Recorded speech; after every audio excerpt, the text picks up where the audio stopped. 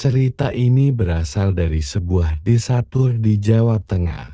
Di rumah tua peninggalan keluarga Sastro, tinggal seorang ibu muda bernama Widi bersama dua anaknya yang masih kecil, Raffi 9 tahun dan adiknya Intan 5 tahun. Rumah itu terletak di pinggir desa, dikelilingi kebun bambu dan semak belukar yang tak pernah dibersihkan. Sejak pindah ke rumah itu, setelah suaminya meninggal dalam kecelakaan, Widi mulai merasa ada yang tak beres. Tapi dia tak pernah menyangka ada sosok jahat yang memperhatikan anak-anaknya, menunggu dalam gelap. Malam pertama mereka di rumah itu berlangsung tenang hingga pukul 2 dini hari. Raffi terbangun. Ia mendengar suara seperti benda diseret di lautan. Awalnya ia mengira itu tikus, tapi suara itu terlalu berat, seperti sesuatu yang besar sedang merayap pelan-pelan. Suara itu berhenti tepat di atas kamarnya. Ketika Raffi mencoba membangunkan ibunya, Widi hanya berkata, "Itu suara pohon bambu di luar. Nek, sudah tidur lagi ya?" Tapi Raffi tahu itu bukan suara dari luar. 2 malam kemudian, Intan mulai bertingkah aneh. Ia bicara sendiri di pojok ruang tamu. "Aku main sama Om Besar, Om Bulu-Bulu," katanya sambil menunjuk ke arah kosong. Widi menegurnya, tapi Intan hanya tertawa dan berlari ke pojok gelap. Malamnya, Raffi memergoki Intan mengintip ke atas plafon sambil tertawa kecil. "Om bilang jangan cerita ke ibu, nanti ibu dimakan." Rumah mulai berbau busuk, bau seperti bangkai yang membusuk selama berhari-hari. Tapi tak ditemukan hewan mati dimanapun. Raffi juga melihat dinding kamarnya dipenuhi goresan-goresan besar seperti cakaran kuku binatang. Ia semakin takut. Malam-malamnya diisi dengan suara tawa rendah dari lautan. Kadang terdengar suara berat, seperti suara laki-laki bernafas di balik plafon.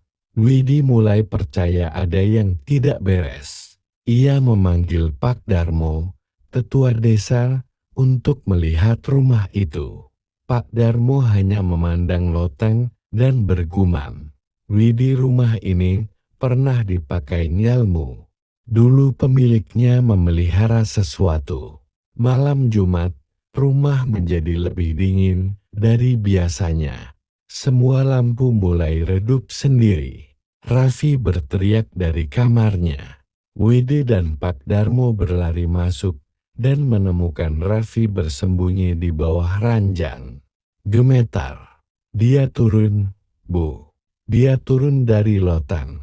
Aku lihat dia, matanya merah, tubuhnya hitam berbulu. Dia menyentuh Intan." Ketika mereka ke kamar Intan, anak kecil itu duduk di pojok dengan wajah kosong dan tangan berlumur tanah. "Om suruh aku ikut main ke bawah tanah," katanya dengan suara berat, bukan suara anak kecil. Widi menjerit dan langsung memeluk putrinya. Pak Darmo memutuskan melakukan ritual sederhana untuk mengusir makhluk itu. Tapi ritual itu justru membangunkan amarah makhluk di lautan. Saat malam, lampu padam total. Seluruh rumah bergetar seperti gempa. Terdengar suara mengaum dari plafon dan suara benda berat yang menghantam lantai lautan. Aroma busuk memenuhi setiap sudut. Pak Darmo berteriak. Dia nggak mau pergi. Dia sudah terikat dengan darah di rumah ini. Tiba-tiba plafon kamar Intan jebol. Dan dari lubang itu jatuh sosok besar berbulu hitam dengan mata menyala merah, gigi tajam, dan bau busuk yang menusuk. Makhluk itu meraung dan menunjuk ke arah Widi. "Anak-anakku, Mereka milikku. Sudah dipersembahkan. Pak Darmo akhirnya memaksa Widi bercerita apa yang pernah terjadi pada suaminya. Dengan gemetar, Widi mengaku, sebelum suaminya meninggal, ia pernah membuat perjanjian pesugihan karena mereka terlilit utang. Ritual itu dilakukan diam-diam di rumah itu, dipandu seorang dukun. Tapi setelah uang datang, suaminya meninggal mengenaskan. Widi mengira semuanya telah selesai. Tapi makhluk itu, genderuwo penjaga perjanjian masih menuntut bayarannya, darah anak-anak. Dengan bantuan Pak Darmo, Widi melakukan ritual pemutusan perjanjian. Ia diminta membakar semua benda peninggalan suaminya, termasuk jimat, cincin hitam, dan kain merah yang ditemukan di bawah lantai kamar. Malam terakhir, genderuwo muncul lagi. Ia merobek-robek dinding rumah, menjerit dan menuntut, berikan anak-anak itu. Mereka bagian dari perjanjianku. Widi berdiri di depan makhluk itu, sambil membawa api dari obor ritual dan meneriakkan mantra pemutus. Dengan darahku, aku batalkan ikatan ini. Api menyala membakar makhluk itu. Ia merong, mengguncang rumah, sebelum akhirnya meledak menjadi abu dan bau busuk yang menyebar ke seluruh rumah. Setelah itu, rumah menjadi sunyi. Setelah kejadian itu, Widi dan anak-anak pindah ke kota. Rumah itu dibiarkan kosong, ditutup pagar besi, dan penuh tumbuhan liar. Tapi warga sekitar kadang masih mendengar suara anak-anak menangis di malam hari.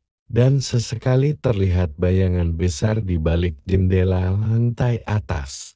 Genderuwo tak pernah benar-benar pergi. Sekali ia diberi jalan masuk, maka ia akan selalu kembali mencari.